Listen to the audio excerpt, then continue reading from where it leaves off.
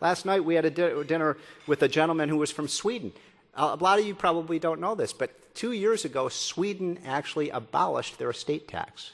They abolished their death tax. Now, what's wrong with this picture? America, the land of the free, we have a 55% flat death tax, but Sweden has gotten rid of theirs. Now, on this, just as an aside, one of the policies that we find has a very dramatic impact on the competitiveness of a state, and I don't know if you'd agree with this, Arthur, but I'd put it at number one on the list.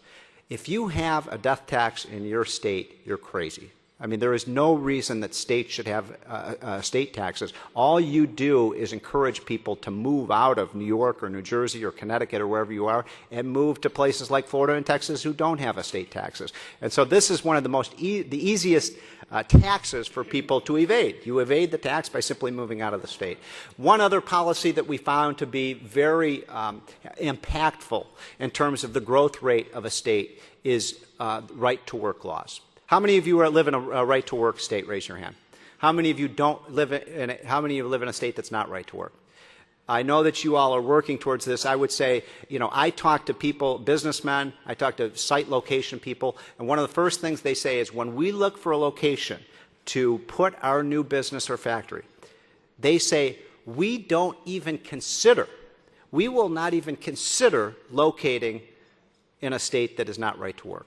So I see this gentleman nodding. You got to get to work on this issue. If you're Michigan, I mean, Michigan is not going to have a recovery until it gets rid of its non-right work laws. I've used more time than I should, but I want to make two last points and then turn it over to Arthur. One is I wanted to just tell you some of the states that are in big trouble and some of the states that we think are in good shape. And when you get a chance, on page 22, if you look at the report, here are the states that are doing the right thing, ladies and gentlemen. This is based on 16 variables, and I'm just going to quickly go through the top 10 because this is important. Utah comes out number one in terms of economic competitiveness. I see a gentleman over there bowing. Arizona, very good for you. South Dakota, Wyoming, Tennessee, Virginia, Colorado, Georgia, Idaho, and Texas. Now, if you're from these states, don't get high on your haunches here. You got to remain competitive. You got to keep your policies going. Now, here are the 10 states, what we call the terrible 10, the states that are in most decline. Number 1 is Vermont. Number 2 is New York.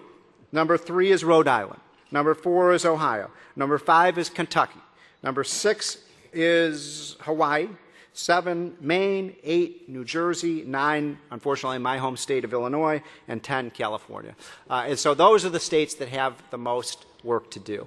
I want to conclude this by saying that I find, when I look at these states, there were 3 states this year that moved in the opposite direction, that moved in an anti-competitive direction. And those 3 states were Michigan. Anybody here from Michigan? You got a lot of work to do, as you know, because of what happened in the legislature. Michigan, the one state, the only state in the country that had a recession last year was Michigan, and they thought they would lure more businesses into the state by raising their business taxes. I don't get that concept. Second of all was Maryland. Anybody here from Maryland? Not too many people came over the Potomac to get here. Maryland is the first state in America history to raise their business tax, sales tax, and income tax all in the same year. And the third is Wisconsin. Anybody here from Wisconsin? Wisconsin, if you pass that payroll tax, Wisconsin is talking about having a 12% payroll tax to pay for health care reform. If that happens, ladies and gentlemen, the average rank and file worker in the state of Wisconsin, in places in Milwaukee and Madison and Green Bay, will pay higher taxes not just than any other state in the country, but virtually any other country in the world. You will be competing with Sweden with your taxes in Wisconsin. So you've got your work to do. I'm going to end this and turn it over to Arthur, but I got to tell one last story. Some of you heard it, but it really crystallizes the debate that we're in. And this is a story about my favorite modern day philosopher, Charles Barkley, the basketball player. How do you know Charles Barkley, the basketball player? I mean, a colorful guy, right? And he's a great player, dream team, played for the U.S. Olympic team. He was asked before the 2004 elections who he was going to vote for president. He was on this TNT television telecast, and he said, you know what, to his colleague Kenny Smith, I think I'm going to vote for George Bush. This was when Bush was this was actually when Bush was running against Gore in 2000.